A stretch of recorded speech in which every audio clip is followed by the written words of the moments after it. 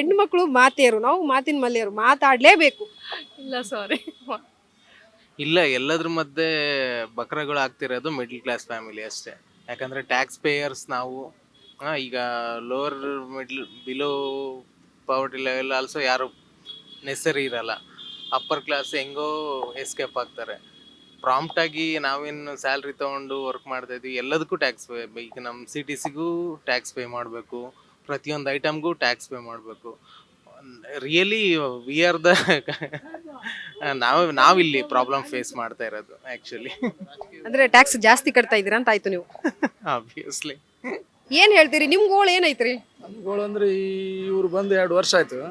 2 ವರ್ಷನಾಗೆ ಬೆಲೆ ಏರಿಕೆ. ಈಗ ನಿನ್ನೆ ಏನೋ DK ಶಿವಕುಮಾರ್ ಸಾಹೇಬರು ಹೇಳಿದ್ರು, ಏನಂತ ಪೆಟ್ರೋಲ್ ಮತ್ತು ಸೆಂಟ್ರಲ್ದೇನೋ ಟೋಲ್ ಏರಿಗಿದೆ. ಆ ಟೋಲ್ 50 ರೂಪಾಯಿ ಏರಿದಕ್ಕೆ ಇವರು ಬಾಬಾ ಬಾಬಾ ಅಂತಾರೆ. ಇವರು 10 ರೂಪಾಯಿ ಹಾಲಿಗೆ 10 ರೂಪಾಯಿ ಮೊಸರಿಗೆ ತಿಂಗಳಿಗೆ ಏಟಾಯ್ತು? 600 300 600 ರೂಪಾಯಿ ಆಯ್ತು. ಒಂದು ತಿಂಗಳಿಗೆ ಬರೀ ಹಾಲಿಂದ 600 ರೂಪಾಯಿ ಅದು. 50 ರೂಪಾಯಿಗೆ ಇವರು ಸ್ಟ್ರೈಕ್ ಮಾಡ್ತೀನಿ ಅಂತಾರೆ. ಮತ್ತು ಯಾವುದು ಈಗ ಒಂದು 10 ರೂಪಾಯಿ ಕೊಟ್ಟು ಸ್ಟಾಂಪ್ ಪೇಪರ್ ಸಿಗ್ತದೆ, ಇವತ್ತು 500 ರೂಪಾಯಿ ಕೊಟ್ಟು ಆ ಸ್ಟಾಂಪ್ ಪೇಪರ್. ಈ ಒಂದು ನಮಗೆ ಬಿಡು ಸೀಟಾಗಿದೆ. ಹಳ್ಳಿಗೊಳಗೆ ಹೋರಿ ನೀವು, ಬಿಜಾಪುರ ಡಿಸ್ಟಿಕ್ ಆ ಕರ್ಗೆಗ ಹೇಳ್ಬೇಕು. ಚಿಂಚೋಳಿ ಕ್ಷೇತ್ರದಲ್ಲಿ ನಾವು ಮೊನ್ನೆ ಹೋದರೆ ಊರುಗಳಿಗೆ ಮಕ್ಳಿಗೆ ಬಸ್ ಇಲ್ಲ. ಊರಿಂದ ಸಿಟಿಗೆ ಹೋಗಿ ಮಕ್ಕಳು ಓದಿ ಬರ್ಬೇಕಂದ್ರೆ ಬಸ್ ಇಲ್ಲ. ಸ್ಕೂಲಿಗೆ ಟೀಚರ್ ಇಲ್ಲ. ಎಲ್ಲ ಏನು ಒಂದು ಊರುಗಳಿಗೆ ಕುಡಿಯೋಕೆ ನೀರಿಲ್ಲ. ಏನೇನೇನೇನಿಲ್ಲ. 2 ವರ್ಷನಾಗ ಏನು ಮಾಡ್ಯಾರ ಅಂತಂದ್ರೆ ಅವ್ರು ಒಂದು ಮಾಡ್ಯಾರ ನೋಡು. ಅಂದರೆ ಏನ್ ಮಾಡ್ಯಾರಿ? ಒಂದು ಏನು ಮಾಡ್ಯಾರ ಅಂದ್ರೆ, ಎಷ್ಟು ದೇಶದಲ್ಲಿ ದೇಶದಲ್ಲಿ ನಮ್ಮ ಬಸವರಾಜ ರಾಯರೆಡ್ಡಿ ಸಾಹೇಬ್ರು ಹೇಳ್ದಂಗೆ ನಂಬರ್ 1 ಭ್ರಷ್ಟಾಚಾರ ಮಾಡ್ಯಾರ. ರಾಯರೆಡ್ಡಿ ಸಾಹೇಬ್ರು ಹೇಳ್ಯಾರ. ಮುಖ್ಯಮಂತ್ರಿ ಕಾರ್ಯದರ್ಶಿ, ಆರ್ಥಿಕ ಕಾರ್ಯದರ್ಶಿ ಅಂದ್ರೆ ಏನು? ಮುಖ್ಯಮಂತ್ರಿ ಹೇಳ್ದಂಗೆ ಅವರು. ಮತ್ತು ಅವನು ಹೇಳಿದ್ರೆ ಇವರು ಕಾಂಗ್ರೆಸ್ನವ್ರು ಯಾವತ್ತೂ ಒಪ್ಪಲ್ಲ ಬಿಡು. ಜಗತ್ನಾಗ ಮಹಾತ್ಮ ಗಾಂಧಿನ, ಅಂಬೇಡ್ಕರ್ನೇ ಸೋಲಿಸ್ತಾರೆ, ನಾವು ಸೋಲಿಸಿಲ್ಲ ಅಂತಲೇ ಒಪ್ಕೊಂತಾರೆ. ಏರ್ಸಿಲ್ಲ ಅಂತ ಹೇಳೋರು. ಯಾಕಂದ್ರೆ ಅನುಭವಿಸೋರು ರೈತರು. ಮತ್ತು ಇಲ್ಲಿ ಏನು ಇವತ್ತು ತೊಗರಿ ಬೇಳೆ 180 ರೂಪಾಯಿ kg ಮಾರ್ತಾರೆ ರಿಟೇಲಲ್ಲಿ.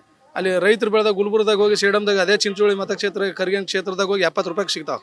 ನಮ್ಮ ಗೋಳು ಏನಂದರೆ, ರಿಟೈರ್ಡ್ ಆದಮೇಲೆ ಈ BJP ಗೌರ್ಮೆಂಟ್ ಆಗಲಿ ಕಾಂಗ್ರೆಸ್ ಗೌರ್ಮೆಂಟ್ ಆಗಲಿ ನಮ್ಮನ್ನು ಹಚ್ಕೊಳ್ತಾ ಇಲ್ಲ. ನಮ್ಮನ್ನು ಫುಲ್ಲಾಗಿ ನೆಗ್ಲೆಕ್ಟ್ ಮಾಡಿದ್ದಾರೆ. ಪೆಟ್ರೋಲ್ ಮೇಲೆ, ಗ್ಯಾಸ್ ಮೇಲೆ ಸೆಂಟ್ರಲ್ ಗೌರ್ಮೆಂಟ್ ಎಷ್ಟು ವ್ಯಾಟ್ ಹಾಕಿದ್ದಾರೆ, ಅದಕ್ಕೆ 2ರಷ್ಟು 3ರಷ್ಟು ಕಾಂಗ್ರೆಸ್ ಗೌರ್ಮೆಂಟು. ನಾವು ಗಾಡಿಗಳು ಯೂಸ್ ಮಾಡೋಂಗಿಲ್ಲ, ಆಟೋ ಹತ್ತೋಂಗಿಲ್ಲ ವಯಸ್ಸಾದ ಮೇಲೆ. ಆಮೇಲೆ ಬೆಲೆಗಳು ನೋಡಿ, ಎಲ್ಲ ಬೆಲೆಗಳು, ದಿನಸು, ಹಾಲು, ಕರೆಂಟು, ನೀರು, ಬಸ್ಸು, ಮನೆ ಟ್ಯಾಕ್ಸ್ 30% ಜಾಸ್ತಿ ಮಾಡಿದ್ದಾರೆ. ದೇವರೇ ಗತಿ.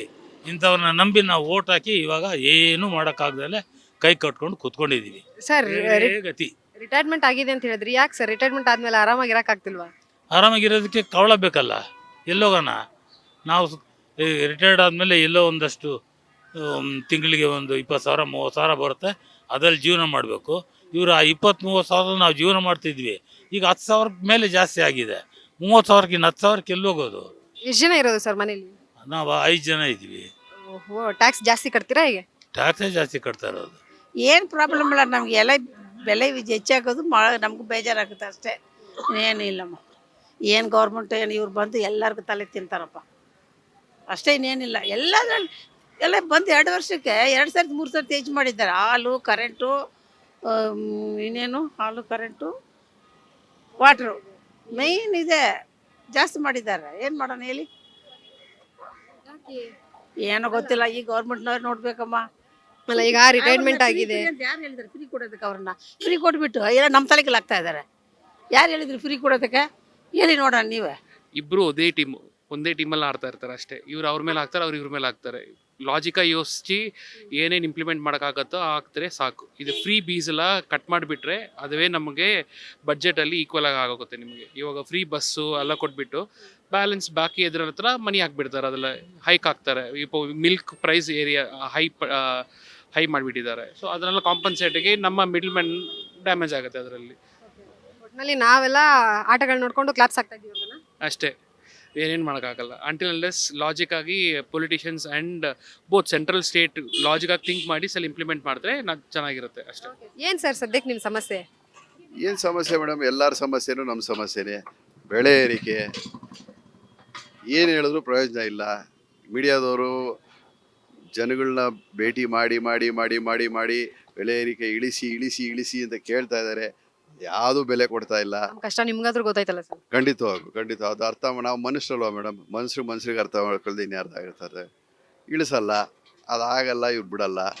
ಇವರು ಫ್ರೀ ಎಲ್ಲ ಕೊಟ್ಟು ಎಲ್ಲ ಜಾಸ್ತಿ ಮಾಡಿ ಇವತ್ತು ಜನ ಬದುಕಬೇಕೋ ಸಾಯಬೇಕೋ ಅವರೇ ಡಿಸೈಡ್ ಮಾಡಬೇಕು. ಯಾರು ಇದ್ರ ಫ್ರೀನೆಲ್ಲ ತೀರ್ಮಾನ ಮಾಡಿದಾರೆ ಅವರೇ ಡಿಸೈಡ್ ಮಾಡಬೇಕು. ಜನ ಬದುಕಬೇಕೋ ಸಾಯಬೇಕು ಅನ್ನೋದು ಅವರೇ ತೀರ್ಮಾನ ಮಾಡಲಿ. ಒಂದೊಂದೇ ಏರಿಕೆ ಮಾಡ್ತಾ ಇದ್ದಾರೆ, ಒಂದೊಂದೇ ಏರಿಕೆ ಮಾಡಿಕೊಂಡು ಏನು ನಮ್ಮ ರಾಜ್ಯನ ಉದ್ಧಾರ ಮಾಡ್ತಾ ಇದ್ದಾರೆ, ಅದೂ ಮಾಡ್ತಾ ಇಲ್ಲ. ಅವರು ಉದ್ಧಾರ ಆಗ್ತಾ ಇದ್ದಾರಾ, ಅದೂ ಇಲ್ಲ. ಅವರವರಲ್ಲೇ ಕಚಾಟ. ಇನ್ನೇನು ಹೇಳೋದು ಮೇಡಮ್? ಇವ್ರು ಅವ್ರ ಮೇಲೆ ಹೇಳ್ತಾರೆ, ಅವ್ರು ಇವ್ರ ಮೇಲೆ ಹೇಳ್ತಾರೆ. ಆ್ಯಕ್ಚುಲಿ ಸಫರ್ ಆಗ್ತಾ ಇರೋದು ಮಿಡ್ಲ್ ಕ್ಲಾಸ್ ಪೀಪಲ್ಲು. ಲೋ ಕ್ಲಾಸ್ನವ್ರಿಗೆ ಏನು ತೊಂದರೆ ಇಲ್ಲ, ಅವ್ರು ಏನಿದ್ರು ಟೈಮ್ ಪಾಸ್ ಮಾಡ್ತಾರೆ. ಇವರೆಬ್ಬರು ಜಗಳ ಕಿತ್ತಾಟದಲ್ಲಿ ಮೇಯ್ನ್ ಸುಪ್ರೀಂ ಕೋರ್ಟು ಫ್ರೀ ಕೊಡೋದನ್ನು ನಿಲ್ಸೋದಕ್ಕೆ ಆರ್ಡ್ರ್ ಮಾಡಬೇಕು. ಅವಾಗ ಎಲ್ಲ ರಾಜ್ಯನೂ ಚೆನ್ನಾಗಿರುತ್ತೆ, ದೇಶನೂ ಚೆನ್ನಾಗಿರುತ್ತೆ. ಫ್ರೀ ಕೊಡೋದು ಫಸ್ಟ್ ನಿಲ್ಲಿಸಿದ್ರೆ ಸುಪ್ರೀಂ ಕೋರ್ಟ್ ಆರ್ಡರ್ ಮಾಡಬೇಕು. ಇವ್ರು ಯಾರೋ ಬಗ್ಗಲ್ಲ, ಅದಕ್ಕೆ ಅವ್ರಿಗೆ ಬಗ್ಗೋದು. ಇವತ್ತು ವೆಸ್ಟ್ ಬೆಂಗಾಲಲ್ಲಿ ಬೆಳಿಗ್ಗೆ ಬಗ್ಸಿದಾರಲ್ಲ ಸುಪ್ರೀಂ ಕೋರ್ಟ್ನಲ್ಲಿ, ಆ ಥರ ಮಾಡಿದ್ರೆ ಸರಿ ಹೋಗುತ್ತೆ ಅಂತ ಸರಿ ಹೋಗುತ್ತಂತ ಅನ್ಸುತ್ತೆ. ಖಂಡಿತ ಅನಿಸುತ್ತೆ. ಸುಪ್ರೀಂ ಕೋರ್ಟ್ ಆರ್ಡರ್ ಮಾಡೋದು ಖಂಡಿತ ನಡೆಯುತ್ತೆ. ಬನ್ನಿ ಮೇಡಮ್. ಏನ್ ಮೇಡಮ್ ಟೀ ಮಾಡಿ ಎಲ್ರಿಗೂ ಕೊಡ್ತೀರಾ, ನೀವು ಮಾತಾಡಲ್ಲ ಅಂದ್ರೆ ಹೆಂಗೆ? ಈಗ ಒಂದ್ ಸ್ವಲ್ಪ ತಿರುಗಿ. ಕಾಫಿ ನಂಗೆ ಬೇಡ ಮೇಡಮ್, ಸ್ವಲ್ಪ ಸಕ್ಕರೆ ಕಡಿಮೆ ಹಾಕಿದ್ರೆ ಪರವಾಗಿಲ್ಲ. ಇಲ್ಲ ಮೇಡಮ್, ಇಲ್ಲ. ಯಾಕೆ ಮೇಡಮ್ ಅಷ್ಟೊಂದು ಭಯ? ಇಲ್ಲ ಮೇಡಮ್, ನಾನು ಸೊ ಭಯ ಪಡ್ತಾ ಇದ್ದಾರೆ. ಬನ್ನಿ, ಇಲ್ಲಿ ಇನ್ನೊಂದಷ್ಟು ಜನ ಇದ್ದಾರೆ, ಅವ್ರನ್ನ ಮಾತಾಡ್ಸೋಣ. ಸರ್ ಮಾತಾಡಿ ಸರ್. ಇಲ್ಲ ಬೇಡ ಬೇಡ ಬೇಡ ಅಲ್ಲ, ನೀವು ಮಾತಾಡಿದ್ರೆ ನಿಮ್ ಪೂರಿ ಇನ್ನೊಂದ್ 2-3 ಜಾಸ್ತಿ ತಗೊಳ್ತಾರೆ. ನಾ ಮಾತಾಡೋಣ, ಅವ್ರ ಹತ್ರ ಮಾತಾಡಿ. ರಾಜ್ಯದವರು ಕೇಂದ್ರ ಮೇಲೆ ಹಾಕ್ತಾರೆ, ಕೇಂದ್ರದವ್ರು ರಾಜ್ಯದ ಮೇಲೆ ಹಾಕ್ತಾರೆ. ಅವರು ದೊಡ್ಡ ಕಳ್ರು, ಇವ್ರು ಸಣ್ಣ ಕಳ್ರು ಅಷ್ಟೇ, ಇನ್ನೇನಿಲ್ಲ ಅದರಲ್ಲಿ. ಎಲ್ಲ ಯಾವ ಸರ್ಕಾರ ಬಂದರೂ ಎಲ್ಲ ದೊಡ್ಡ ಕಳ್ರುಗಳೇ. ಇವ್ರ ಮೇಲೆ ಅವ್ರು ಹೇಳ್ತಾರೆ, ಅವ್ರ ಮೇಲೆ ಇವ್ರು ಹೇಳ್ತಾರೆ ಅಷ್ಟೇ. ಮತ್ತೆ ಇದ್ರ ಮಧ್ಯೆ ನೀವೇನ್ ಮಾಡ್ತಾ ಇದ್ದೀರಾ ಸರ್? ನಾವು ಏನು ಮಾಡೋಂಗಿಲ್ಲ. ಏನು ಮಾಡಿದೆ ಅವ್ರು ಏನು ಮಾಡ್ತಾರೆ ಅದೇ ರೂಲ್ಸು. ನಮ್ಮಂಥ ಸಾಮಾನ್ಯ ಇರೋದು ಏನಕ್ಕೆ ಕೇಳಂಗಿರಲ್ಲ. ಅವ್ರು ಏನು ಹೇಳ್ತಾರೆ ಅದೇ ರೂಲ್ಸ್. ಎಷ್ಟು ರೇಟ್ ಆದರೂ ನಾವು ತಗೊಳ್ಳೇಬೇಕು. ಈಗ ಅವ್ರವರೇ ಪ್ರೊಟೆಸ್ಟ್ ಮಾಡೋದ್ರಲ್ಲಿ ಬ್ಯುಸಿ ಆಗಿಬಿಟ್ಟಿದ್ದಾರೆ, ನಿಮ್ಮನ್ನ ಯಾರು ಕೇಳ್ತಾ ಇಲ್ಲ. ನಮ್ಮನ್ನು ಕೇಳೋದಂದ್ರೆ ಅವ್ರಿಗೆ ಅವಶ್ಯಕತೆ ಇಲ್ವಲ್ಲ ಅವರಿಗೆ. ಎಲೆಕ್ಷನ್ ಗೆದ್ದಾಯಿತು, ಸರ್ಕಾರ ಬಂತು, ಇನ್ನೇನು ಬೇಕು ನಮಗೆ ಕೇಳೋದು? ಇನ್ನು 5 ವರ್ಷ ಬಂದಮೇಲೆ ಬರ್ತಾರೆ ಅಷ್ಟೇ. ಸರ್ ಮತ್ತೆ ಏನ್ ಸಮಾಚಾರ, ಹೆಂಗಿದೆ ಎಲ್ಲ? ಪರವಾಗಿಲ್ಲ ಮೇಡಮ್, ನಮ್ಮ ಸದ್ಯಕ್ಕೆ ನಾವು ಕೈಕಾಲ ನಿಮ್ಗೆ ತಗೊಂಡು ದುಡ್ಕೊಂಡು ನಿಮ್ಗೆ ಅಷ್ಟೇ. ಇವರು ಅವರಿಂದ ನಮ್ಗೇನು ಉಪಕಾರ ಏನಿಲ್ಲ. ಸರ್ ಈಗ ಸದ್ಯಕ್ಕೆ ನಿಮ್ ಗೋಲ್ ಏನ್ ಸರ್? ಈಗ ನಮ್ಮ ಗೋಳು ಏನಂತಂದರೆ, ಇವ್ರು ಮಾಡಿದ್ರು ಅಂತ ಅವ್ರು ಮಾಡಿದ್ರು ಅಂತ ಇವರು. ರಾಜಕಾರಣಿಗಳು ಯಾರೂ ಸರಿ ಇಲ್ಲ. ಈ ಪಕ್ಷ ಆ ಪಕ್ಷ ಅಂತ ಏನಿಲ್ಲ ಮೇಡಮ್ ಅವರೇ, ರಾಜಕಾರಣಿಗಳೇ ಮೋಸ. ಅದರೊಳಗಡೆ ಆಲ್ರೆಡಿ ಏನಾಗಿದೆ ಅಂದರೆ, ಪಂಚ ಗ್ಯಾರಂಟಿ ಕೊಡ್ತೀವಿ ಅಂತ ಹೇಳಿ ಇವ್ರು ಮಾಡಿದ್ರು, ಅವರು ಅಧಿಕಾರಕ್ಕೆ ಬಂದಾಗ ಅವ್ರು ಮಾಡಿದ್ರು. ಇವಾಗ ಅಲ್ಲಿ ಎಲ್ಲ ಇದು ಅಧಿಕಾರದಲ್ಲಿ ನಾವೆಲ್ಲ ಇದು ಮಾಡಿಬಿಡ್ತೀವಿ ಅಂತ ಹೇಳಿ ಅವರು ಮಾಡಿಬಿಟ್ರು. ಇವಾಗ ಅವ್ರಿಗೂ ಏನು ವ್ಯತ್ಯಾಸನೇ ಇಲ್ವಲ್ಲ. ನೀವು ಅದನ್ನೆಲ್ಲ ನೋಡ್ಕೊಂಡು ಸುಮ್ಮನೆ ಕೂತಿದ್ದೀರಾ? ನಾವು ನೋಡ್ಕೊಂಡು ಸುಮ್ಮನೆ ಕೂತಿದ್ದೀವಲ್ಲ ಅಂತಂದರೆ, ಪೊಲೀಸ್ನವ್ರನ್ನ ಇದು ಅವರು ನಮ್ಮ ಟ್ಯಾಕ್ಸ್ ದುಡ್ಡುಗಳೆಲ್ಲ ಅವಲ್ಲ, ಆ ದುಡ್ಡುಗಳೆಲ್ಲ ತಗೊಂಡು ಪೊಲೀಸ್ನವ್ರನ್ನ ಪ್ರೊಡಕ್ಷನ್ ಕೊಡ್ತಾರೆ. ಆ ಪೊಲೀಸ್ ಪ್ರೊಡಕ್ಷನಲ್ಲಿ ಎದುರಿಸ್ತಾರೆ, ಬೆದರಿಸ್ತಾರೆ. ನಾವೇನು ಮಾಡೋಕ್ಕಾಗುತ್ತೆ? ಏನು ಹೇಳ್ತೀರಮ್ಮ ಈಗ ನಡೀತಾ ಇರುವಂಥ ಬೆಳವಣಿಗೆ ಬಗ್ಗೆ? ಹೌದು ಮೇಡಮ್, ಇವಾಗ ಏನು ಮಾಡೋದು? ಎಲ್ಲ ಅವರು ಇದು ಮಾಡೋದು ಜಾಸ್ತಿ ಮಾಡಿರೋದು, ಏನು ಮಾಡೋಕ್ಕಾಗುತ್ತೆ? ಅಲ್ಲ, ಈಗ ರಾಜ್ಯದವರು ಹೇಳ್ತಾರೆ, ಏನು ಕೇಂದ್ರದವರು ಹೇಳ್ತಾರೆ, ನೀವೇನು ಹೇಳ್ತೀರಾ? ನಾವು ಅದೇ ಹೇಳೋದು. ಇವಾಗ ನಾವು ಬಡವರೆಲ್ಲ ಏನು ಮಾಡೋದು? ಎಲ್ಲ ಕೊಡಲೇಬೇಕಲ್ಲ.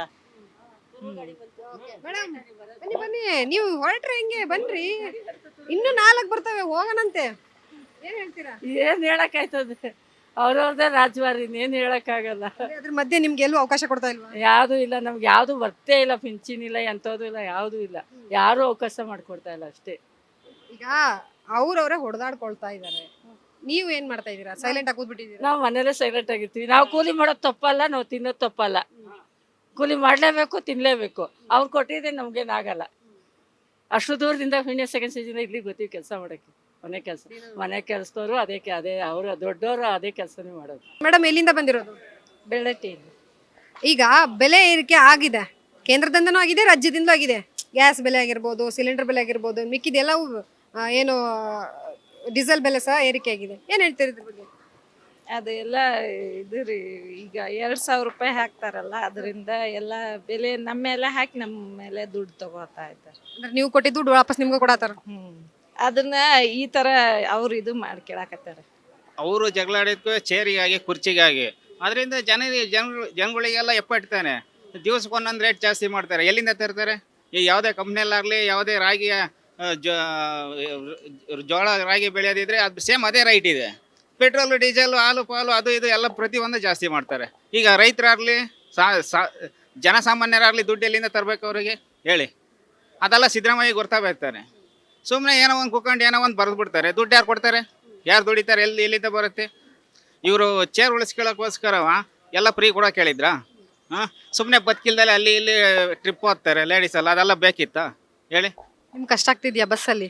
ಕಷ್ಟ ಆದ್ರೆ ಸೀಟೇ ಇಲ್ಲ, ನಿಂತ್ಕೊಂಡ್ ಬರ್ತಾ ಇದ್ದೀನಿ ನಾನು. ಅಂದ್ರೆ ಈಗ ನಿಂತ್ಕೊಂಡು ಬಂದಿದ್ದೀರಾ ನೀವು? ಹೌದು, ನಿಂತ್ಕೊಂಡೇ ಬಂದಿದ್ದೀನಿ. ಒಟ್ನಲ್ಲಿ ಹೆಣ್ಮಕ್ಳಿಗೆಲ್ಲ ಸೀಟ್ ಬಿಟ್ಕೊಟ್ಬಿಟ್ಟಿದ್ದೀರಾ? ಬಿಟ್ಕೊಟ್ಟಿದ್ದೀವಿ. ಫ್ರೀ ಎಲ್ಲ ಬಂದ್ಬಿಡ್ತಾರೆ. ನಾಳೆ ಓದ್ತಾರೆ, ಇವತ್ತು ಬಂದ್ಬಿಡ್ತಾರೆ. ನಾಳೆ ಹೋಗ್ಬಿಡ್ತಾರೆ, ಸಾಟರ್ಡೆ ಓದ್ತಾರೆ, ಸಂಡೇ ಬಂದ್ಬಿಡ್ತಾರೆ. ತುಂಬ ಕಷ್ಟ ಆಗಿದೆ ಜನಗಳಿಗೆ. ಜನ ಕಷ್ಟಪಡ್ತಾ ಇರಬೇಕು, ಇವರು ಆರಾಮಾಗಿ ಎ ಸಿಗಳಲ್ಲಿ ಓಡಾಡ್ಕೊಂಡಿರ್ತಾರೆ. ಆದರೆ ಜನರ ಕಷ್ಟ ಗೊತ್ತಾಗುತ್ತೆ.